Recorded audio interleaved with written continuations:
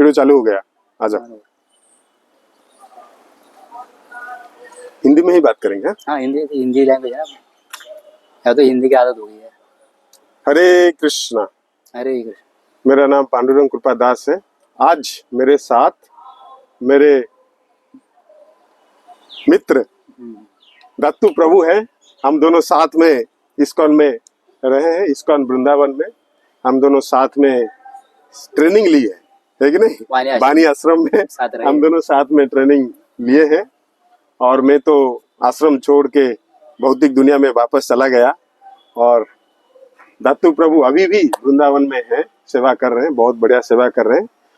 तो मैं आया था व्यास पूजा सेलिब्रेशन में पार्टिसिपेट करने के लिए। मैंने सोचा कि दत्तू प्रभु के साथ थोड़ा सा वार्तालाप किया जाए और इसको रिकॉर्ड किया जाए।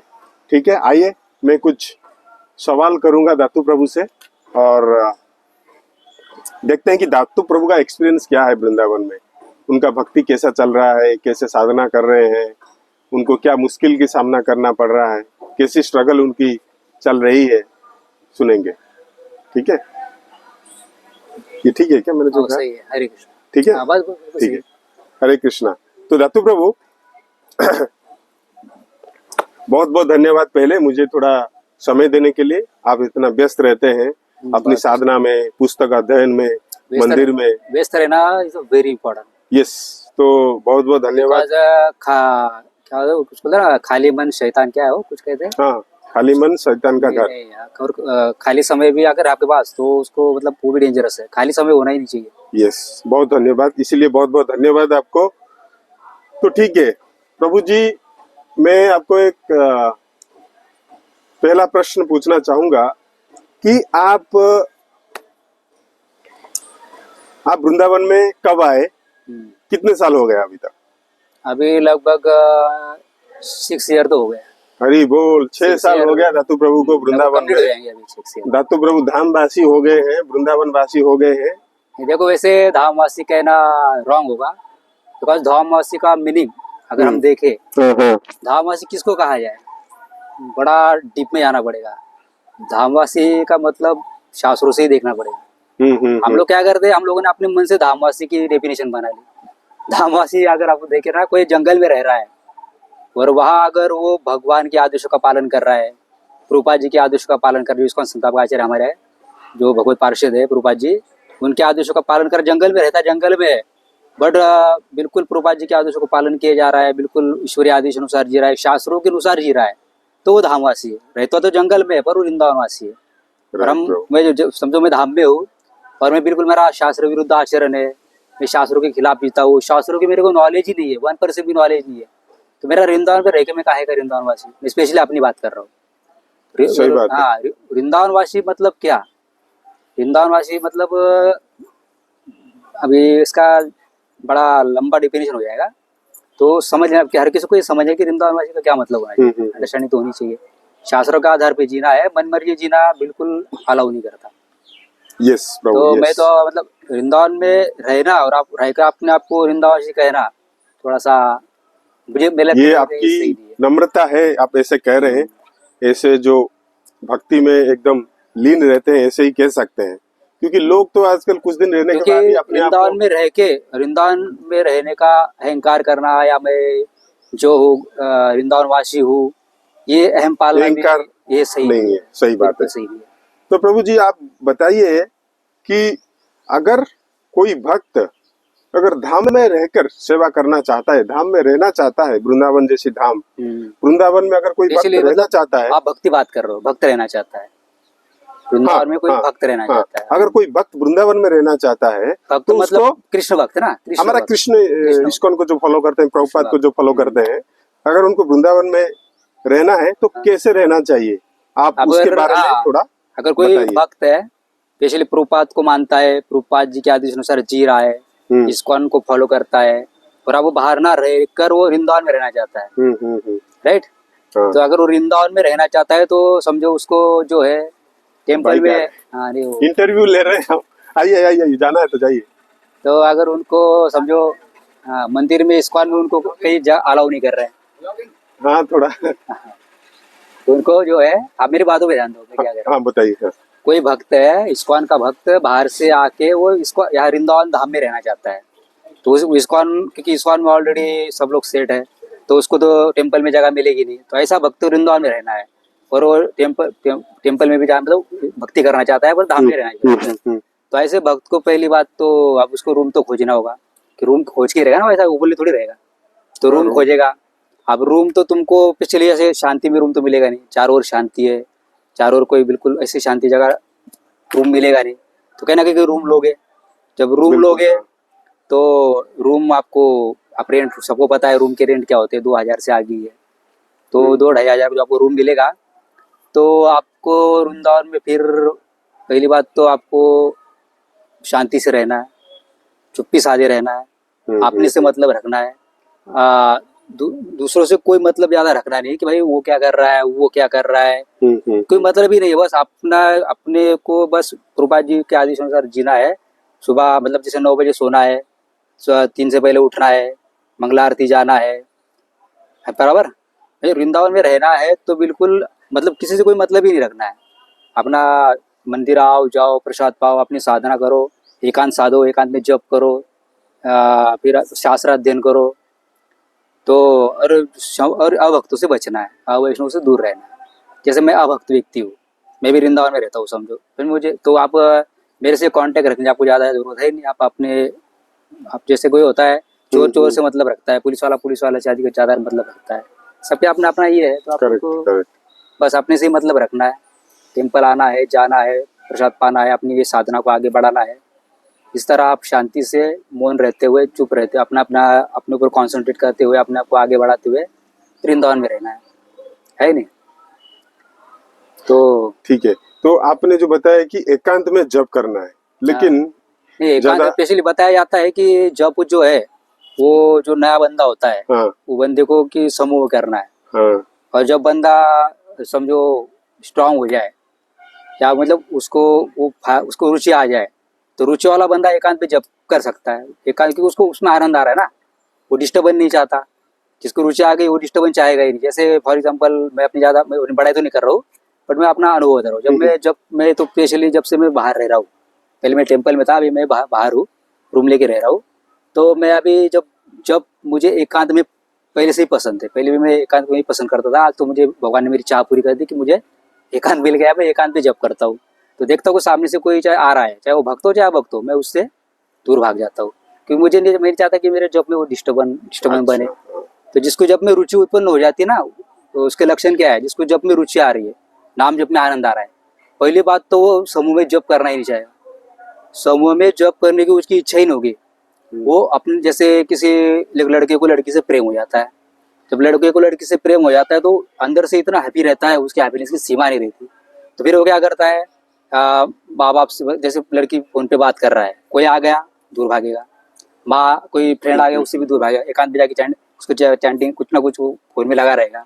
वैसे जिसमें जप में जिसको भगवान से प्रेम हो गया ना, उसको किसी की जरूरत नहीं पड़ती, वो अपने अकेले में ही वो खुश रहता है। जब करेगा अकेले में करेगा, पूरा शास्त्र लेके जाएगा, अकेले में जाके पढ़ेगा, वहाँ से ज्ञान अर्जित करेगा। जैसे मैं मटेरियल पढ़ाई मैं 12वीं तक किया हूँ, तो उस टाइम मुझे भी बड़ा मटेरियल में बड़ी रुचि थी, क्योंकि मैं टॉप आना चाहता था, और मैं थोड़ा मटेरियल में कम से कम मैं 3rd तो ले आता था, यहाँ पे 3rd से थोड़ा नीचे था, 1-2 तो एक बार 1-2 ले आया था, एक ही बार आया था 1। तो मटेरियल में मैं ढेर सारी पुस्तकें लेके खेत में जाता था पढ़ाई करने के लिए, मैं नहीं चाहता था कि कोई मुझे डिस्टर्ब करे। तो इसी प्रकार जिसको भगवान से प्रेम हो जाता है, जिसे नाम में रुचि हो जाती है ना, उसको समूह भाता नहीं, समूह में रहना ही नहीं चाहता, उसको अकेले में आनंद आता है। करेक्ट। बट कहा यह जाता है कि अकेले को माया पकड़ती है, ऐसा कहते हैं, सुना है। बट अगर बंदा दृढ़ निश्चय है तो दुनिया की कोई ताकत उसको हरा नहीं सकती, वो संभव ही नहीं है। अगर उसने निश्चय किया हुआ है, उसके अंदर जोश है, जुनून है, उत्साह से वो परिपूर्ण है, तो फिर उसको, अभी तक का मेरा अनुभव है, मुझे एकांत में ही मजा आता है। एकांत में जब बढ़िया से जब होता है, एकांत में कोई डिस्टर्बेंस नहीं होती, और जब यथासंभव खड़े खड़े बैठे बैठे जब करना, अभी मुझे कोई कैसे करे मुझे कुछ याद देना है नहीं, बट मैं अपने साथ खड़े खड़े जब करता हूँ। और मेरी सलाह यही रहती है किसी को भी, यही है कि भाई खड़े खड़े जब करो, बैठे बैठे जब करना इज वेरी डेंजरस। अगर आज किसी का जब छूटा है, आज अगर किसी को जप में रुचि नहीं है, नाम नाम जप में आनंद नहीं आ रहा है, तो उसका कारण है बैठ के जप करना। लेकिन बैठ के जप करने से प्रॉब्लम क्या होता है? मैं भी बैठने से जप करने से इतनी प्रॉब्लम्स है, मत पूछो। बैठे बैठे जप करने से आलस आता है, नींद आती है, थकावट सा फील होता है, फिर आदमी सो जाता है, सो ही जाता है। बैठे बैठे जप करने से बहुत सारी, तुमने खुद का अनुभव होगा ना, तुम भी तो बैठ, मैं तुमको देखता था, हम दोनों साथ में रहे। आप चेयर में खड़े खड़े जब आपके सामने में खड़े खड़े जप करता, मैं लगभग 2.5-3 घंटे खड़े खड़े जप करता था। मैं आपको सिर्फ एक नजर देखता था तो आप बैठे बैठे सोए मेरे को मिलते थे। मैंने आपको जब भी देखा था, आप जब चेयर पे बैठे आप सो ही गए। तो जब तुम्हारा खुद का ही था, वही बैठे बैठे से 100% नींद ही आती है। नींद तो आ जाता है, तो बैठे बैठे जब करते करते मैं भी सो जाता हूँ बहुत बार। 3 घंटे खड़े खड़े, जो आदमी 2 या 2.5 घंटा भी खड़े खड़े जप नहीं कर सकता, वो क्या भक्ति में आगे बढ़ेगा?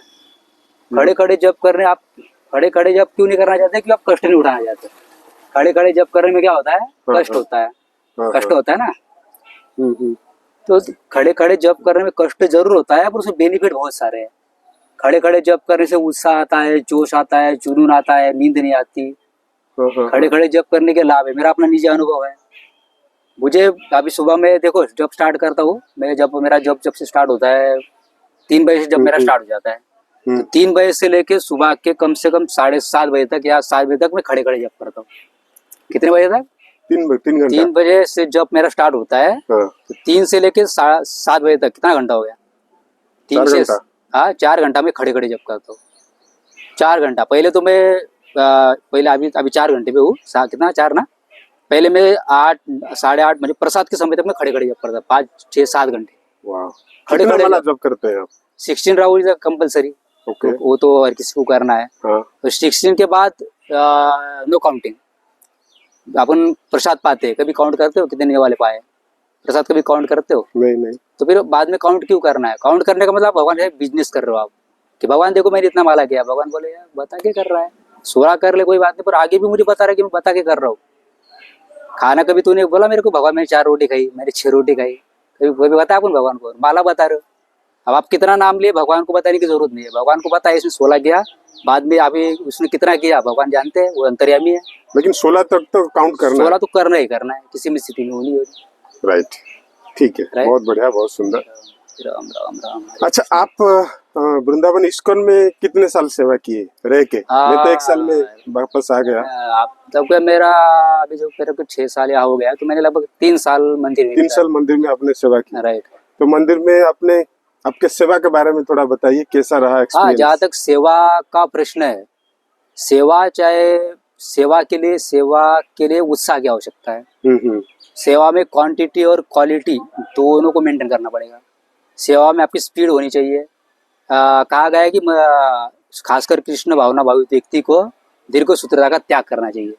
अब दीर्घ सूत्रता क्या है पता है? दीर्घ सूत्रता मतलब 5 मिनट के काम को 10 मिनट में करना, आधे घंटे की सेवा को जो है 1 घंटे तक करना, उसको कहते हैं दीर्घ सूत्रता। तो उसका त्याग करना है। जैसे 5 मिनट की सेवा है, क्यों ना उसको 4 मिनट में कर दी जाए, आधे घंटे की सेवा को 15 मिनट में की जाए। उसमें स्पीड भी हो, और मतलब स्पीड में चक्कर में क्वालिटी ना भूल जाओ आप, क्वालिटी भी हो क्वांटिटी भी हो। तो सेवा के लिए उत्साह की आवश्यकता है। अब आपको, और सेवा क्या है? सेवा मन के अपोजिट जो सेवा मिलती है वो सेवा है। आपको मन माफिक सेवा मिल गई तो वो सेवा नहीं है। भगवान क्या करेंगे पता है? भगवान क्या करते हैं? हमको ऐसी सेवा देंगे जो हमको पसंद नहीं है। हमारा हाथ रोटी को प्रेरणा देंगे। हाथ रोटी, अभी जैसे मुझे बचपन से साफ सफाई करना, बर्तन धोना बिल्कुल पसंद नहीं है। मुझे बर्तन धोना अच्छा नहीं लगता था, और मुझे साफ सफाई पोछा वगैरह करना अच्छा नहीं लगता बिल्कुल। तो भगवान ने मेरे को वही सेवा दिलवाया, वही सेवा मुझे मिला। क्या? पोछा लगाना, ग्लास पोछना, मतलब साफ सफाई वाला सेवा, बर्तन का धोना। तो भगवान क्या करते हैं? जो हमें पसंद नहीं है बिल्कुल वही हमसे करवाते हैं। देखो, क्योंकि हम लोग है ना, मतलब बिल्कुल भगवान के अपोजिट है, तभी तो हम लोग यहाँ खड़ रहे हैं। मृत्यु लोक में हमको यहाँ क्यों रखा है इस जगत में? हम लोग भगवान को जो भगवान को जो पसंद है वो हमें पसंद नहीं, जो हमें पसंद है वो भगवान को पसंद नहीं। ये प्रॉब्लम है। तो सेवा में क्वांटिटी भी हो और क्वालिटी भी हो। आपने क्या क्या सेवा की मंदिर में? जब मैं फर्स्ट टाइम आया तो पहले तो जब नए आते हैं तो नया तो लैट्रिन बाथरूम धुलाई जाती है। तो हमने लैट्रिन बाथरूम धोई है, और बड़ी खुशी से धोई है लैट्रिन। मुझे पता है भाई ये भगवत सेवा है, ईश्वरीय आदेश अनुसार मिली है, अथॉरिटियों के माध्यम बनाया जाता है, उनको हमारे यूज़ किया जाता है। तो हमने वो लैट्रिन बाथरूम धोया, फिर उसके बाद में भगवान देखे कि चलो बड़े खुशी खुशी से आनंद आ रहा है, दुखी नहीं है, लैट्रिन बाथरूम में आनंद आ रहा है। तो फिर अगले फिर भगवान क्या करते, थोड़ा प्लस पॉइंट आगे बढ़ाते हैं। फिर मेरे को इधर अपना वो हरे कृष्ण जप लोगों को जप करवाते, वहाँ सेवा मिली, फिर वहाँ वहाँ हुआ, फिर वहाँ से सेवा में चेंजेस होते रहते, भगवान ही करते हैं, चेंजेस करते हैं, भगवान हमें आगे बढ़ाते हैं। फिर वहाँ से मेरा सेवा हुआ, क्योंकि इसमें प्रभात समाधि में अब भगवान ने देखा कि इसको इसमें आनंद आ रहा है, आप थोड़ा इसको थोड़ा ऐसा, और ये तो संबंध के खिलाफ सेवा हो गया ना वो।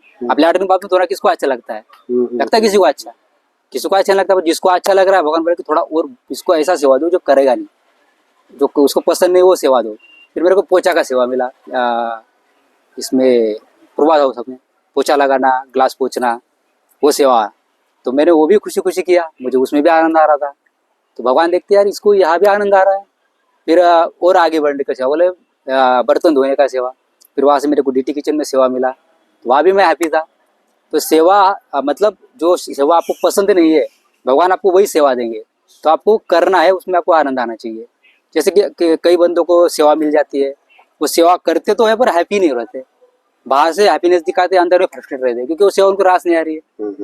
अगर और किसी को मन माफिक सेवा दी गई है और उसको सेवा उसने अपने मन से चुन ली सेवा, या फिर अथॉरिटी उसका थोड़ा अधीन हो गया और उसको सेवा जो चाहता था वो सेवा उसको दे दी, तो ये भी गलत है।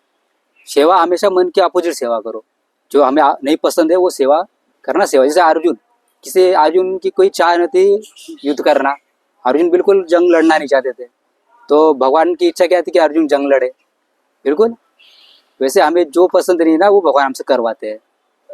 करेक्ट, बहुत बहुत धन्यवाद प्रभु। ओके, अगला प्रश्न है कि एक भक्त का 24 घंटा, ठीक है, चाहे वो मंदिर में रहे या मंदिर के बाहर रहे, जंगल में रहे, 24 घंटा कैसे होना चाहिए? 24 घंटा कहा जाता है कि 24 घंटा अपने आप को बिजी रखना है, 24 आवर्स बिजी रखना है। तो शेड्यूल होना चाहिए, फर्स्ट 9 बजे सो, 3 से पहले उठो, पहला स्टार्टिंग 9 बजे पर रात को 9 बजे 9 बजे किसी भी कीमत पे सो जाओ। 9 बजे सोना इज वेरी वेरी इंपॉर्टेंट। 9 बजे सो जाओ, नींद भले तुम्हें 10 बजे आए, नींद 11 बजे आए, तो जैसे 9 बजते हैं 9 बजे लेट जाओ, आंखें बंद कर लो। नींद आती नहीं, किसी को नहीं आती जल्दी नींद आने में आधा घंटा 15-20 मिनट लग ही जाता है। तो 9 बजे सो जाओ और फिर 3 से पहले उठो। 3 बजे के बाद उठना भी मूर्खता है, 3 बजे के बाद उठना सही नहीं है, वो रिस्क है। तो 3 बजे से पहले उठो, 2:30 बजे उठ सकते हो। वैसे वे अभी 2:30 बजे मतलब 3 से पहले ही उठो, 2:30 बजे उठो, चाहे 2 बजे उठो, पर 2 बजे से ऊपर भी ना उठो, 2 बजे से नीचे उठो। पर मैं तो पहले 1:30 बजे उठता था। अच्छा, 1:30 बजे, पर मैंने सोचा कि भाई 1:30 बजे उठना थोड़ा प्रॉब्लमेटिक है, क्योंकि भगवान गीता में कहते हैं जो बहुत कम सोता है वो भी प्रॉब्लमेटिक है, जो बहुत ज़्यादा सो रहा है वो भी प्रॉब्लमेटिक है। तो मैं बहुत कम सोने लग गया था। अब 9 बजे सोऊंगा, 1:30 बजे उठूंगा तो 4.5 घंटा हो गया। तो अब इतना कम सोऊंगा तो भगवान बोले तू मूर्ख है, तेरे को तूने पढ़ा है अच्छे से, तू जानता है कि कम सोना के लिए मैं खुद मना कर रहा हूँ। तो फिर मैं उसको 1:30 से 2 पे लाया। तो 2 बजे तो मतलब 2 बजे 2 से आगे 2 बजने के बाद उठ जाना चाहिए आध्यात्मिक व्यक्ति को। अच्छा, ठीक है, हाँ, ओके। तो अपने को 9 बजे सो, 3 बजे उठो, 3 बजे के बाद अपना प्रभुपाद जो प्रोग्राम दिए उस पूरे प्रोग्राम को अटेंड करो। 9 बजे तक प्रसाद लो, मतलब 9 से 10 प्रसाद होता है। प्रसाद के बाद सेवाएं होती है, तो सेवाएं करनी, मतलब और वैसे सब बिजी है, अपने आप को बिजी इस्कॉन में अपने आप व्यक्ति जब इस्कॉन में आता है ना मंदिर में, तो अपने आप वो बिजी हो ही जाता है। क्योंकि भगवान ने प्रभुपाद ने शेड्यूल ऐसा दिया है कि वो व्यक्ति के पास मौका ही नहीं, किसी के पास इस्कॉन वालों बंदे भक्ति के पास, कि वो कहीं व्यस्त समय बिताए। प्रभुपाद ने दिया ही ऐसा है, शास्त्र पढ़ने मतलब समय ही नहीं है, फालतू समय है ही नहीं, पूरा बिजी शेड्यूल है। सिर्फ हम लोग कितना सो रहे हैं, 9 बजे सोते हैं और 3 बजे उठ जाते हैं। तो सोना भी भगवान के लिए, हमारे अपने लिए तो है नहीं। तो ऑलरेडी बिजी है, 24 घंटा बिजी रखने का मतलब ऑलरेडी बिजी है। हाँ, कोई बाहर का बंदा पूछ सकता है, जैसे भक्ति में जो है नहीं, वो पूछ सकता है कि प्रभु जी हम भक्ति में अपने आप को कैसे बिजी रखे, तो भाई इस्कॉन में आ जा, सीधी सी बात है। तेरे को बिजी रहोगे अगर तू 24 घंटा बिजी रहना चाहता है तो इस्कॉन से जुड़ जा, इस्कॉन में आ जा। बंदर है यार प्रभु जी, अरे नो प्रॉब्लम, बंदर को नो प्रॉब्लम, डरो थोड़ी। अरे भगवान के कंट्रोल में हो, तुम क्या टेंशन ले रहे हो? नहीं, ठीक है, लेकिन एक बार भगवान उनके अंदर बैठे ना। ठीक है, थोड़ा ध्यान रखना। नहीं, कुछ नहीं होगा। नहीं तो आप इधर आ जाओ, मैं उनको ध्यान थोड़ा रखना। बाबा मैं यहाँ, मुझे पता है ना मैं। ठीक है, हाँ, बहुत धन्यवाद प्रभु, बढ़िया आपने हाँ। उसका सही कोई जवाब बाहर दूंगा। का आदमी पूछे तो समझ सकते हैं आप। इस्कॉन वाले ऑलरेडी बिजी है, हम लोग सब 24 घंटा। देखिए अभी भगवान ने मतलब इतना, अभी भगवान को पाना आपको क्या लगता है, क्या इजी ये है या? वीडियो कितनी लंबी बनती है? वीडियो हम जितना मतलब चाहे उतना लंबा कर सकते हैं। इतना भी लंबा हो जाती हाँ, है। कोई दिक्कत नहीं, हमारे डिस्कशन के ऊपर डिपेंड करता हाँ, है। Right right. तो अब ये बताइए, क्या भगवान को पाना इजी है या डिफिकल्ट है? डिफिकल्ट। डिफिकल्ट है। भगवान को पाना आसान नहीं है, it's a very very difficult. कैसे? भगवान ने ऐसे भी कहा कि मनुष्य नाम सहस्रेषु, हजारों में कोई एक सिद्धि के लिए यत्न करता है, मतलब हजारों में कोई एक आता है। अब हजारों में एक ऐसे हजार इकट्ठा हो गए। अब उन हजारों में से कोई एक मुझे जान पाता है, और उन जानने वालों में से कोई एक मेरे पास आता है। समझ रहे हो आप? पहली बात तो हजार में से एक भक्ति में आ रहा है, फिर हजार हजार हजार हजार उनमें से एक एक करके आए, वो 100,000 हो जाएंगे। फिर उन हजारों में से कोई एक मुझे जान पाता है, और उन जानने वालों में से कोई एक मुझे प्राप्त करता है।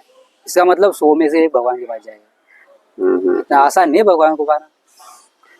अभी देखिए हमें नींद कंट्रोल नहीं होता, हम ज्यादा सोते हैं, खाता प्रसाद अगर अच्छा है, पनीर सब्जी तो कुछ स्वीट्स है, अच्छा खा लेते हैं, पेट भर के खा लेते हैं, साधना में रुचि नहीं है। मुझ में वो देखो, मुझ में और आप में कितना अंतर मैं खा खा के मोटा हो गया है। अभी पता है मैं कितने टाइम पा रहा हूँ? मैं खाली 2 टाइम पाता हूँ, सिर्फ 2, ओनली 2 टाइम प्रसाद। Only 3 2 time time. प्रसाद पाना शोभा नहीं देता, बिल्कुल भी शोभा नहीं देता। आम आदमी 3 टाइम, भक्त भी 3 टाइम, तो फिर कल कोई बाहर का पूछेगा, भाई मैं भी 3 टाइम, तुम भी 3 टाइम, क्या बोलोगे उसको? कुछ बोल पाओगे आप? जो मैं आम आदमी हूँ, मैं भक्ति नहीं करता, मैं ऐसा थोड़ा मटेरियल व्यक्ति हूँ। मैं आपके पास आया, प्रभु जी आप भक्त हो? आप बोले हाँ मैं भक्त हूँ। प्रभु जी आप कितने टाइम खाते हो? बोले 3 टाइम। तो प्रभु मैं भी 3 टाइम खाता हूँ। आपकी बोलती बंद हो जाएगी। अब मेरे को कोई बोले प्रभु जी आप कितना टाइम खाते हो, मैं साथ थान के बोलूंगा भाई 2 ही टाइम खाता हूँ। 2 ही टाइम बहुत हो गया, 2 टाइम प्रसाद। रात को 9 प्रसाद, रात को 2 गिलास पानी पियो, सो जाओ। रात को अगर कुछ पाके सो गए तो सुबह उठ ही नहीं पाओगे, क्योंकि जड़ा तो भावी हो जाता है, जड़ तो प्रभाव जमा लेता है। अब मैं हल्का फुल्का हूँ, बड़ी आसानी से मेरी नींद खुलती है। 2 बजे मुझे आनंद आता है उठने में। जब मैं उठता हूँ 2 बजे, तो मेरे अंदर हैप्पीनेस, मैं अपनी बड़ाई नहीं कर रहा हूँ, एक प्रेरणा के लिए बता रहा हूँ। नहीं, सही बात है। नहीं 2 बजे आपको अगर जगाया जाए, तो आपको अगर बोला 2 बजे उठा के, रात को 2 बजे उठ के आपको बोला गड्ढा खोदो, तो आपको गड्ढा खोदने आना चाहिए। तो वो उत्साह है, आपको उठे 2 बजे और कोई उत्साह नहीं, केवल उठने के लिए उठ गए। नहीं, सही तो बात है। इसलिए अगर मतलब कंट्रोल करना पड़ेगा आपके लिए। तो 2 टाइम खाओ, 3 टाइम खाना बंद करो। 3 टाइम आप 3 टाइम खा रहे हो, राइट? हाँ, ब्रेकफास्ट, लंच, डिनर। बाबा तो आप घर पे थे, जब भक्ति में नहीं थे उस टाइम 3 टाइम खा रहे थे या 4 टाइम। अब भक्ति में आके भी तुम 3 टाइम खा रहे हो, तो क्या चेंजेस क्या है बताओ? भक्ति क्यों की जा रही है? चेंजेस लाने के लिए ना, कुछ स्वभाव में चेंजेस हो, आंतरिक चेंजेस, बाह्य चेंजेस। हम लोग बाह्य रूप से चेंज तो हो गए, आंतर में जो ही की तो ही है। घर पे 10,000 कमा रहे हो, इस्कॉन में आके भी 10,000 कमाओगे, फिर इस्कॉन में आने का फायदा क्या? Correct, right? सही बात है। घर पे मोटे थे, अब भक्ति मार्ग में आके भी मोटे के मोटे बने हुए हो, तो फायदा क्या? तो आपका कहने का मतलब है कि हमें 2 टाइम खाना पीना में कंट्रोल करके 2 टाइम पाना है। हाँ, पहली बात तो 2 टाइम।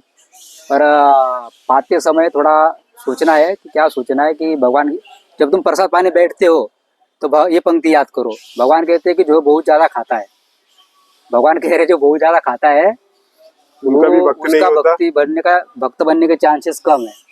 गीता में लिखा हुआ है, जो बहुत ज्यादा खाता है वो भी प्रॉब्लमेटिक है, जो बहुत कम खा रहा है वो भी प्रॉब्लम। कम तो कोई खाता ही नहीं। कोई खाता है कम?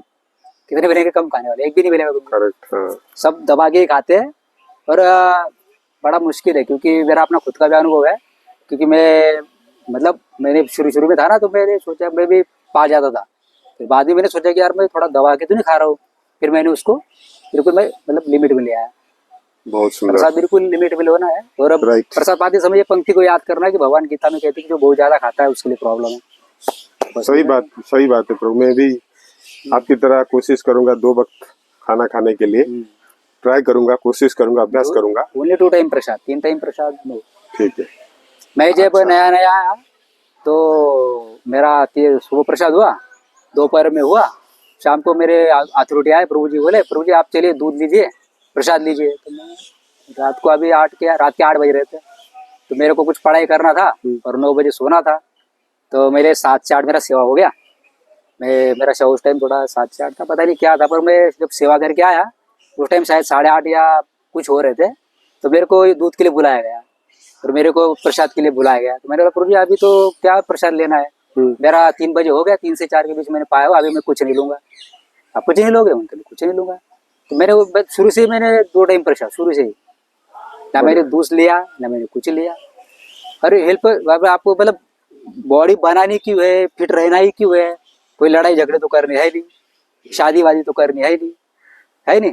अगर कोई बना भी रहा है, मसल बना रहा है, क्यों बनाता है वो? दुनिया को दिखाने के लिए। उसका 3-4 तो पर्पज है, किसी को दिखाने के लिए, या उसको कुछ मतलब या सोचता है कि 2-4 को मैं धो सकता हूँ, इतनी वो बना लेता है। हमें ऐसा कुछ नहीं करना है, ना हमें 2-4 को धोना है, ना हमें दुनिया को दिखाना है। हम तो भगवान के लिए जी रहे हैं ना, तो हम बॉडी बना के क्या करेंगे? हाँ, सही बात है। और भगवान ने, आप समझो हार्ड सेवा क्या है, कुछ खास हार्ड सेवा तो है ही नहीं। कहाँ हार्ड सेवा है? वो किचन में थोड़ी बहुत होती है, वो तो हम लोग भगवान ताकत, भगवान ही बल प्रदान करते हैं। पतला दुबला आदमी भगवान ने चाहा ना, तो पतला आदमी 50-100 किलो उठा ले, भगवान ने चाहा तो फिर बनानी क्यों है, इतना भाटा घाटा होना ही क्यों है? सही है नहीं? ठीक है प्रभु। प्रभु आप अभी इस्कॉन में सेवा नहीं करते, बराबर। इस्कॉन वृंदावन आप सेवा नहीं करता, बाहर रहते हैं। मारे थे, राइट।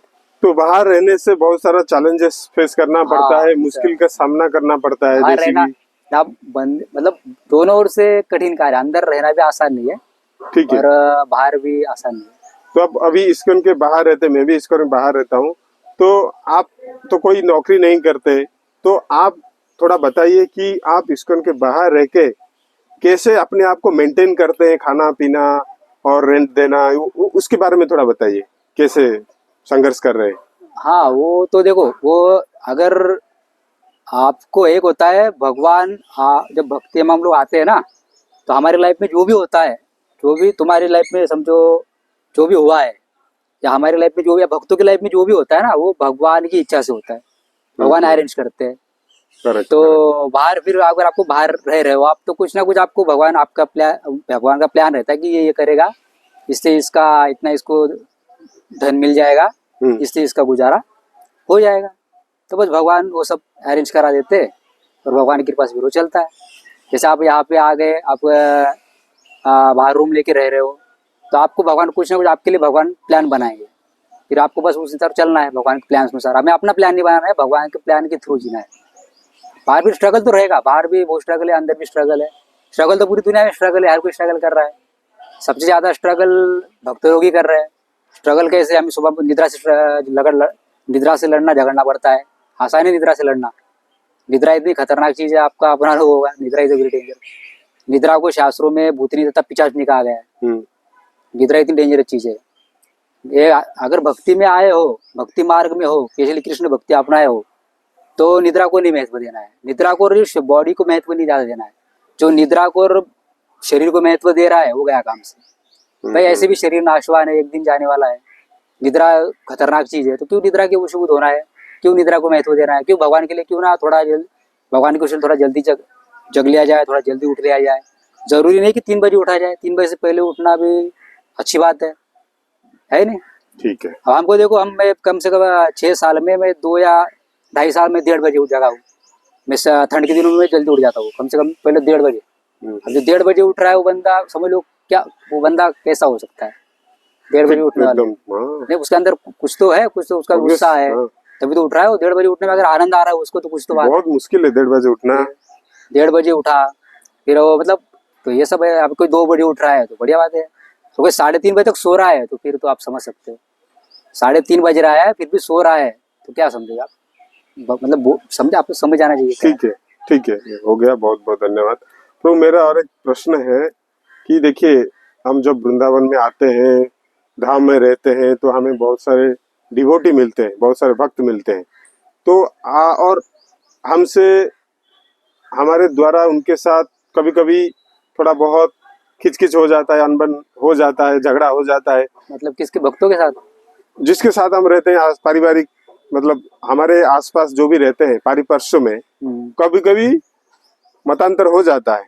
तो आप मुझे बताइए कि वैष्णव है तो वैष्णव से अपराध हो जाता है कभी कभी, तो वैष्णव अपराध से हम कैसे बचें, इसके बारे में आप थोड़ा बताइए। खतरनाक सब्जेक्ट छेड़ दिया है ये वैष्णव अपराध है ना, ये अब इससे बचना, वैष्णव अपराध से बचना, आई थिंक मुझे लगता है लगभग इम्पॉसिबल है।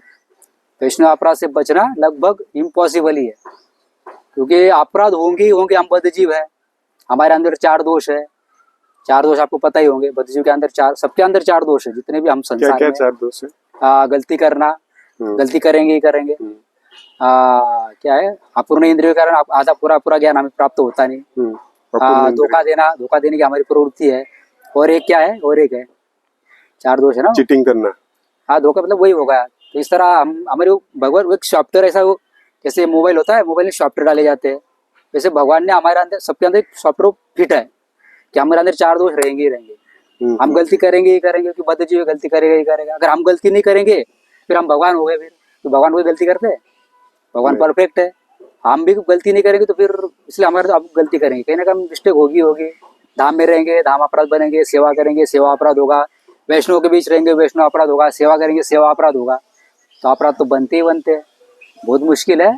बट एक है कि बचने का प्रयास हमारा रहना चाहिए। तो बेटर है कि अपने से मतलब रखा जाए, खुद से। प्रश्न अपने आप से होने चाहिए। अपने, मेरा प्रश्न मुझसे खुद से, मैं अपने से प्रश्न करता हूँ कि भाई मैं कितने बजे सो रहा हूँ। तुम हर कोई अपने आप को प्रश्न करे, किसी और को प्रश्न मत करो।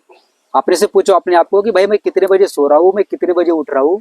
मैं जब अपने से पूछता हूँ कि मैं कितने बजे सो रहा हूँ, तो मुझे आंसर आता है अंदर से कि 9 बजे सो रहा हूँ। जब मैं अपने आप से प्रश्न करता हूँ कि मैं कितने बजे उठ रहा हूँ, तो भाई मैं फिलहाल तो मैं 2 बजे उठ रहा हूँ।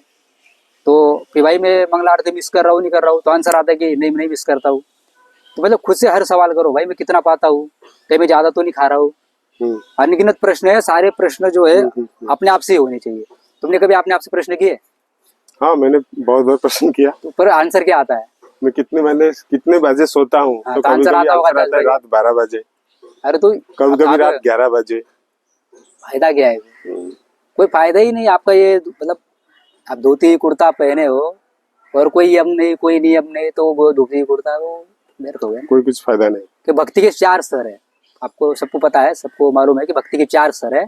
भक्ति प्रारंभ होती है साधन भक्ति से। साधन भक्ति, रागानुगा भक्ति, फिर भाव भक्ति और प्रेमा भक्ति। तो जो प्रारंभिक अवस्था है साधन भक्ति की, वह अनगिनत रूल है, अनगिनत। जितने सिर पे बाल नहीं, जितने आकाश में तारे, उतने रूल शुरू में रहते हैं। तो एक साधक को जब वो साधन भक्ति प्रारंभ करता है, नया नया आता है, तो उसके लिए बहुत सारे रूल उसको पालन करने ही पड़ेंगे। वो अनिवार्य है, वो बंधन कारक है, क्योंकि हमें लाइफ मन के स्तर पे नहीं जीनी है, शास्त्रों के आधार पे जीनी है। जब नए नए भक्ति में आते हैं ना, तो बहुत सारे रूल का पालन करना पड़ता है, करना ही पड़ेगा। जैसे शिका है, आपने शिका रखी हुई है, राइट। अब आपने शिका तो रख ली, पर शिका संबंधी नियम आपको पता नहीं होंगे। शिका संबंधी नियम है, सुना आपने कभी? थोड़ा बहुत पता है। मैं आई थिंक, मुझे तो क्या नियम है? आप खुल के बता दीजिए। शिका संबंधी कम से कम 8 नियम है, 8 या 9 शिका है। जब 1 नंबर जाते हो तो शिका खोलो, 1 नंबर जाओगे शिका खोलो, 1 नंबर होके आ गए शिका बांधो। 2 नंबर जाओगे तो शिका खोलो, 2 नंबर हो गया है शिका बांधो। और रात को शिका बांध के न सो, शिका खोल के सो। किसी की मैयत में जाते हो, वहाँ शिका खोलो, मैयत से होके आए कि शिका बांधो। अब ये करना ही पड़ेगा। अभी तुम्हारा तुम मतलब ये अनिवार्य है, बंधन कारक है, करना ही पड़ेगा। शिका का विशेष ध्यान रखना पड़ेगा। खोलनी भी है, कब बांधनी है, कब खोलनी है। अभी 2 नंबर गए तो शिका खोलो, 2 नंबर हो गया कि शिका बांधो। क्या उसमें प्रॉब्लम क्या है? शिका है, शिका संबंधी नियम नहीं पता, शिका संबंधी नियम ही नहीं पता, उसका तो शिका रखना बेकार ही हो गया। भाई शिका संबंधी शिका है तभी तो नियम है ना शिका। और ये मैं अपने से नहीं बता रहा हूँ, ये आप इसमें पढ़ सकते हो। वैष्णव समाचार में प्रभात का बुक है, पीला बुक है, उसमें आपको लिखो शिका संबंधी प्रभुपाद जी क्या कह रहे हैं, कितनी रखनी है, कैसे रखनी है। हम शिका अपने हिसाब से नहीं रख सकते, प्रभुपाद जी के हिसाब से हमें शिका रखनी होगी। अब अपने मर्जी से शिका रखेंगे तो फिर हम प्रभुपाद से बढ़कर हो गए। प्रभुपाद जी से बढ़कर तो हम लोग है नहीं। हम लोग प्रभुपाद के अंतर्गत प्रभुपाद जी के आदेश का पालन करना है, गुरु आज्ञा सिरदार है ना, तो अपराध बनता है। फिर दूसरा अपराध है ना नाम अपराध में, गुरु की अवज्ञा करना। प्रभुपाद जी ने जैसे शिका रखने के लिए, प्रभुपाद जी ने बोला कि कब शिका खोलनी, कब बांधनी, आप पढ़ लो, वहाँ पे लिखा है। 1 नंबर लघु शंका पे जाओ तो लघु शंका से जाने से पहले खोलो, लघु शंका हो गया शिका बांधो। अब मैं अपने से थोड़ी बोल रहा हूँ, ये ठीक है, रूल है। ठीक है। और एक तो हाँ, नहीं तो रूल होते हैं, तो कई सारे रूल्स आपको प्रारंभिक अवस्था में पालन करने होते हैं। राइट, ठीक है। और एक आप बता दीजिए कि जो भगवान में रुचि रखते हैं, श्रद्धा रखते हैं, लेकिन मंदिर में नहीं रह पाते, बाहर जॉब करते हैं, अपना संसार में रहते हैं, किसकी बात हो रही है? मैं साधारण पब्लिक की बात कर रहा हूँ, हाँ हाँ जिनकी श्रद्धा हमारे सनातन धर्म में है, लेकिन घर परिवार भी उनको चलाना है, जॉब भी करना है, नौकरी भी करना है, सब कुछ मेंटेन भी करना है, फैमिली को, बीवी बच्चे को पालना है। तो उन लोगों को घर में कैसे रहना है, कैसे उनको भक्ति करना है, कैसे आगे बढ़ना है, थोड़ा बताइए, क्योंकि वो तो छोड़ के मंदिर नहीं आ सकते ना, आश्रम। वैसे तो भगवान मनुष्याराम सहस्त्र कह रहे हैं, 1000 में कोई सिद्धि के लिए यज्ञ करता है, करेक्ट, हाँ, राइट। और तो यज्ञ तो तुमको पता है, हजारों भगवान पहले कह दे कि मनुष्याराम सहस्रेषु, राइट, इसका मतलब कोई एक को भगवान खींच रहे हैं, किसी एक को। हाँ, बाकी किसी अगर कोई चाहता है कि जैसे अभी कई लोग जुड़ भी गए हैं, लोग कर भी रहे हैं, आप धोती कुर्ता वालों को देख रहे हो, संसार में चारों ओर दिखाई दे रहे हैं। तो मतलब सिर्फ वो अपने अपने हिसाब से हर कोई अरेंज कर रहा है। अब आप किसी को आप किसका क्या स्थिति है, किसका क्या स्थिति है, आप लोगों को क्या पता। तो उनको अपना दिमाग चलाना है, उस हिसाब से करना है। वैसे भी शास्त्रों में लिखा है कि जो बुद्धिमान व्यक्ति है, मतलब शास्त्रों में लिखा है जो बुद्धिमान व्यक्ति है वो ज़्यादा से ज़्यादा 8 घंटा करेगा जॉब। कोई भी जॉब को 8 घंटे से ज़्यादा वो करना नहीं चाहेगा, या फिर 7-6 भी लाने का प्रयास करेगा। क्योंकि फिर 12-12 घंटा जॉब करोगे, फिर 2 घंटा 14 घंटा अगर वहाँ गए, फिर बड़ा मतलब फिर भक्ति के लिए तो समय देना ना हमें। तो ये बड़ा मतलब आसान नहीं है, कठिन काम। ठीक है। अभी और एक बहुत समय हो रहा है तो आपका ज्यादा समय मैं नहीं लूंगा। और एक छोटा सा शब्द है कि जो ब्रह्मचारी धाम में रहते हैं, सैफरन ड्रेस पहनते हैं, बहुत ब्रह्मचर्य पालन करके बहुत कठिन सेवा करते हैं, बहुत मुश्किल सेवा करते हैं, तो ब्रह्मचारियों को कैसा रहना चाहिए? अपने से मतलब रखो, बस किसी सामने वाले से कोई मतलब नहीं, अपने से मतलब रखो। हाँ, अपने आप को अपनी साधन भक्ति पे अपने भक्ति को आगे बढ़ाओ, अपने आप को स्ट्रांग करो। अच्छा, वैसे पैसे भी माया पावरफुल है, माया तो गिराई, कोई कितना भी पावरफुल बने माया छूटती नहीं, गिराई देती है। बट हमारा प्रयास है कि हम भगवान से प्रे करें और भगवान ही हमें बचाएंगे, क्योंकि माया उनकी शक्ति है। तो जो मायापति वही बचाएंगे ना, प्रभुपाद बचाएंगे। तो बस ज़्यादा से ज़्यादा अपने से मतलब रखना है।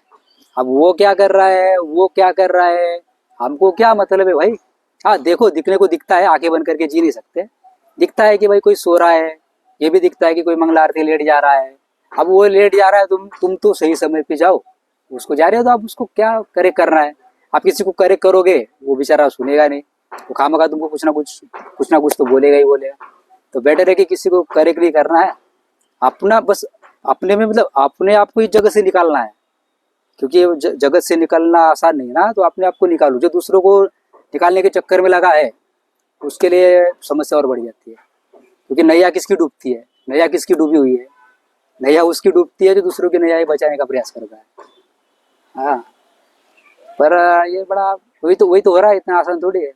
अभी मैं बता रहा हूँ, जैसे कि एक प्रभु जी थे, तो अच्छे खासे भजन कर रहे थे, वो बहुत बढ़िया तरीके भजन कर रहे थे। भजन में वो इतने उन्नत हो गए थे कि उसकी कोई सीमा नहीं थी। तो बड़े आगे बढ़े चढ़ के बड़े अच्छे से भक्ति कर रहे थे, ब्रह्मचारी थे वो।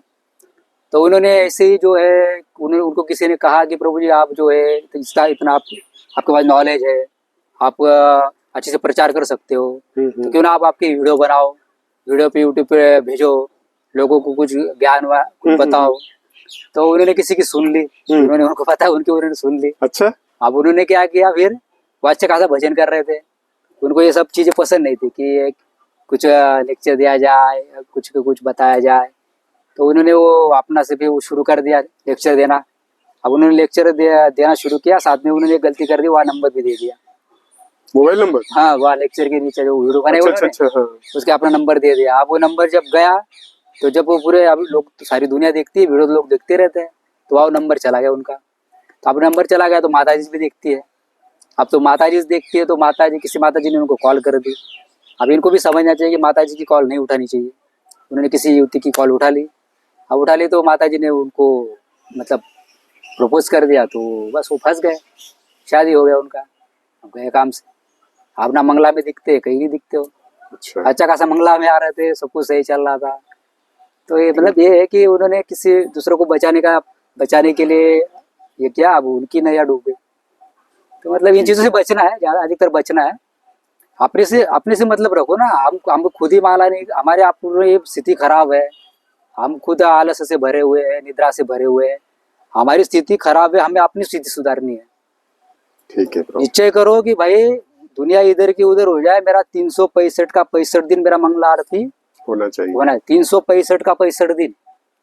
हाँ, 365 में 2 4 5 दिन बीमारी के कारण बीमार हो गए, हद से ज्यादा बीमारी थी, तो 4 5 दिन प्रभुपाद भी समझ सकते हैं। बस टारगेट ये हो कि मेरे अपने 365 के 65 दिन मंगला आरती कंप्लीट करूँ। 365 दिन माइंड में ये होना चाहिए। एक दिन में मेरी मंगला आरती मिस हो, मंगला आरती के लिए मुझे अगर 1 बजे उठना पड़े तो साला 1 बजे उठ जाऊँ। मुझे मंगला आरती के लिए अगर पूरी रात जागने के लिए कह दिया पूरी रात जाग लूँ। वैसे ऐसा नहीं है, सब लोग 3 बजे तक सोना अनिवार्य है।